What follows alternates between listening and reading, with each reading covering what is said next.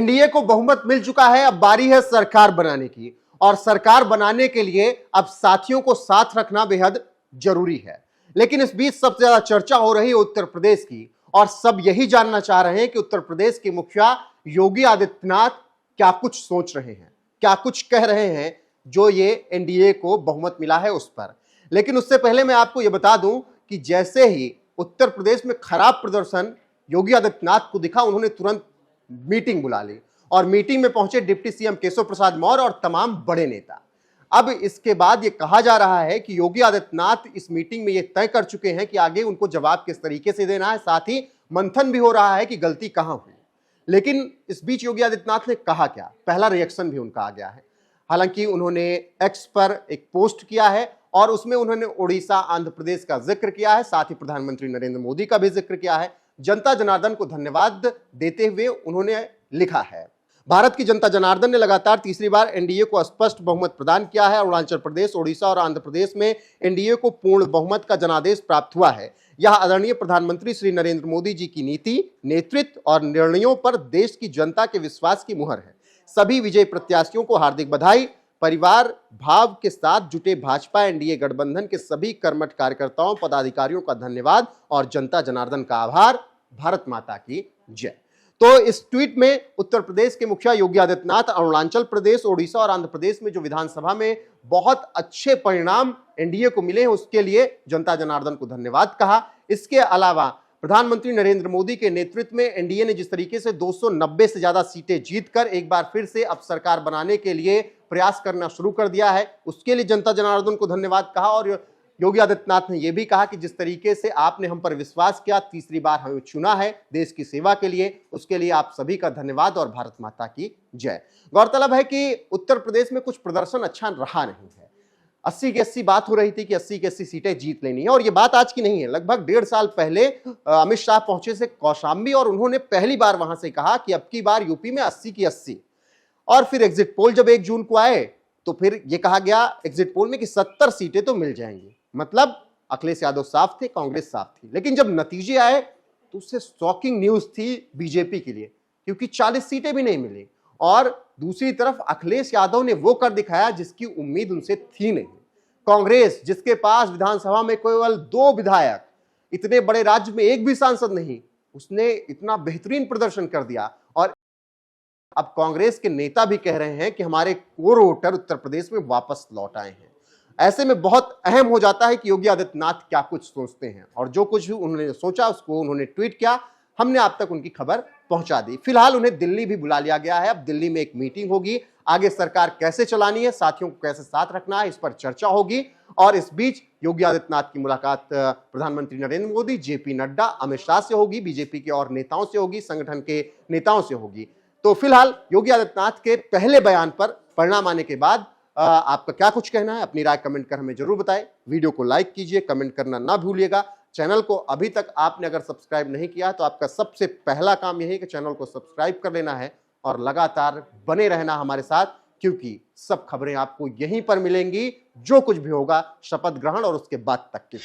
1962 के बाद पहली बार कोई सरकार अपने 2 कार्यकाल पूरे करने के बाद तीसरी बार वापस आई है।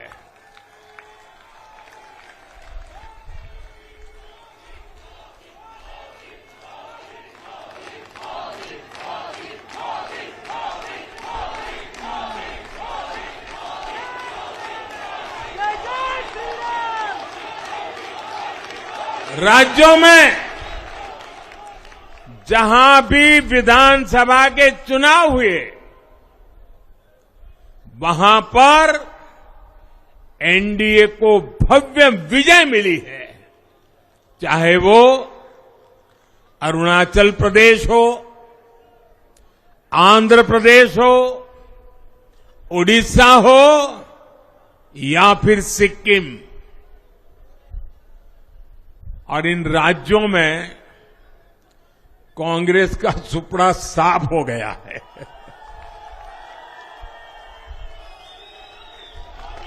मेरे पास डिटेल तो नहीं है, लेकिन शायद उनको जमानत बचाना भी मुश्किल हो गया होगा।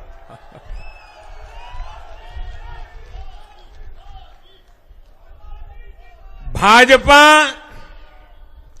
उड़ीसा में सरकार बनाने जा रही है और लोकसभा चुनाव में भी उड़ीसा ने बेहतरीन प्रदर्शन किया है।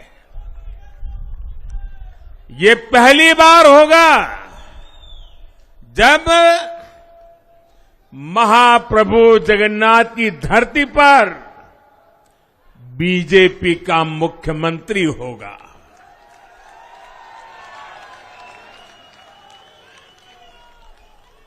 बीजेपी ने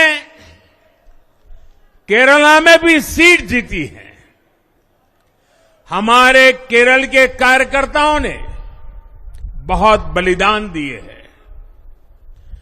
कई पीढ़ियों से वो संघर्ष भी करते रहे, जन सामान्य की सेवा भी करते रहे और पीढ़ियों से, मैं सालों से नहीं कह रहा हूं, पीढ़ियों से जिस क्षण का इंतजार किया वो आज सफलता को चूमने लगी है। भाइयों और बहनों, मैं आज देश के चुनाव आयोग का भी अभिनंदन करूंगा। चुनाव आयोग ने दुनिया का सबसे बड़ा चुनाव इतनी कुशलता के साथ संपन्न कराया। करीब 100 करोड़ मतदाता, 11 लाख पोलिंग स्टेशन, 1.5 करोड़ मतदान कर्मी, 55 लाख वोटिंग मशीनें,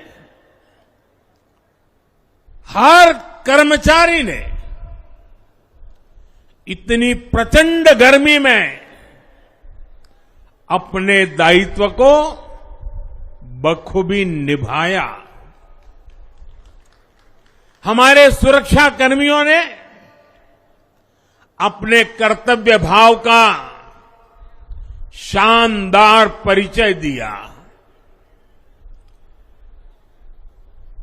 भारत के चुनाव प्रोसेस, चुनाव के इस पूरे सिस्टम और चुनाव प्रक्रिया की क्रेडिबिलिटी पर हर भारतीय को गर्व है। इस स्केल पर चुनाव का, इस एफिशिएंसी के साथ चुनाव का दुनिया में कहीं कोई उदाहरण नहीं है। और मैं देशवासियों को कहूंगा, मैं इन्फ्लुएंसर्स को कहूंगा, मैं ओपिनियन मेकर्स को कहूंगा कि भारत की लोकतंत्र में ये चुनावी प्रक्रिया की ताकत है, एफिशिएंसी है। ये अपने आप में बहुत बड़ा गौरव का विषय है। भारत की पहचान को 4 चांद लगाने वाली बात है।